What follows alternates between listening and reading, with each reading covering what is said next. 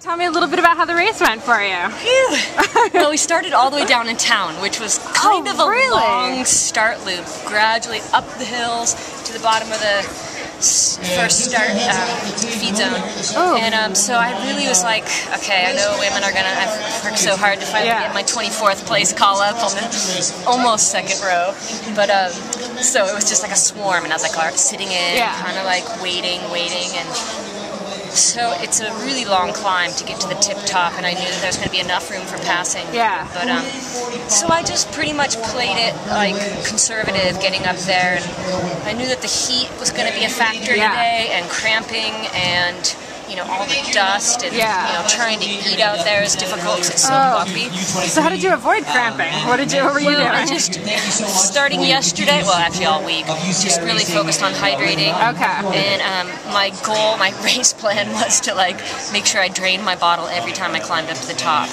So I was making sure to really hydrate out there, and kind of, it's just a difficult course to like pin it really hard. You have to just kind of stay measured. So I stayed measured, and I actually kind of started to cramp on the last lap, and that's when I was in 11th. 2 women got me going up that climb, but it's like, so you know unlucky what? 13. I sort of just sat back a little bit on the last lap just to not cramp, and then finished it in for top 15. I'm stoked. It's my best result this year. 14th was last weekend and 13th this weekend. So good job. I'm stoked. It's nice to feel my form coming on. And excited for nationals next week out in Idaho. Oh, cool.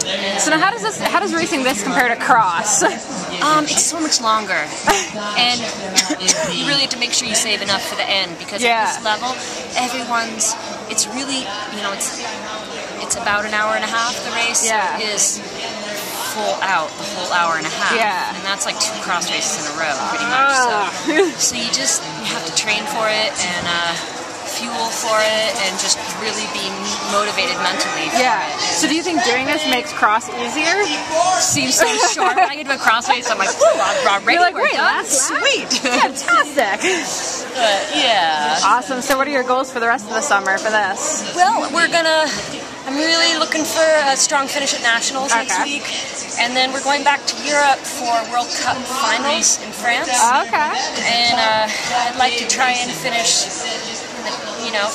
well overall in the series. It's been a long, hard draw, and it feels like, okay, I want to go back and do the last one. This has been such an incredible season, such heavy competition, and you know, such amazing travel. I finish that up. And then we have World Championships. I'm hoping to make the team, which is in Austria at in early September. So we're planning to stay in Europe for that full 2 months instead of going back and forth. There's plenty to do over there, and lots of cool races and great training. So, so yeah, we're stoked for the season. And then will you be racing cross in the fall, just a little later? Yeah, we're definitely going to race some cross this year. We haven't planned our schedule yet. We're sort of living in the moment right now. There's a lot of logistics and things to manage while we're doing what we're doing right now. So one step at a time. We look forward to definitely showing up some cross races, whether it's domestic East Coast or perhaps the national schedule. We'll see what the calendar's looking like. But do you feel like mountain biking's growing for women? It seems like for sure. The strength of the women's field is like. I mean, the start list today is equal to the men's almost. Like, there's almost. And these are small fields compared to Europe. Like, over in Europe, it's like about 100 women are lining up. Wow. I think only about 40 or 50. I don't really know. There's only about 40 or 50 today. But in Europe, we'll see fields of 100. And World Championships will be, you know, in the 60s or so for the elite women. And I mean, if you look at the U.S. women versus like how the U.S. men are doing, I know we're kind of killing it. North Americans are rocking it. We'll take those Canadians into our we count them too. They're part of our continent. Fantastic. So what's your favorite race been so far this season? Oh my gosh, you know, Mount St. Anne last weekend was epic. It's so difficult, and just straight up and straight down and technical and grueling. There's not a moment of rest out there. Do you think the technical ones suit you better? Or? I think so. Although this one wasn't so technical, it was more just the climber's course. Yeah. It was all really managed in the climb, and the downhill was pretty straightforward. Yeah. But I like to get down and dirty with the roots and rocks.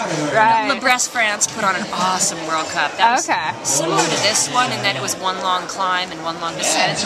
But the descent had a lot of sketchy, like slippery, dangerous, like even Julian Absalon crashed in that one, like right before the final drop into the venue. Like, oh my gosh. So it's just amazing how they're pushing our limits on these World Cup courses. Yeah. It's so much fun to race and so difficult. It's just awesome to be out here with all these strong riders and just battling. So where is home for you right now anyway? Well, we have our trailer and van on the road. So we're basing out of that to fly to Idaho right now. But home, where our mail goes, is Martha's Vineyard. Okay. Mike grew up there, and that's his family's kind enough to let us stay with them while we roam the world racing our bikes. We really don't have our own house yet, but who needs it when you're doing this? Yeah, home is where Mike is, where my pillow is, where my yoga mat goes. I love it. Yeah. So what else do you do in the off season for pre-cross training anyway? I'll do a little bit of running when the racing stops. Start with some hikes and walking and then running.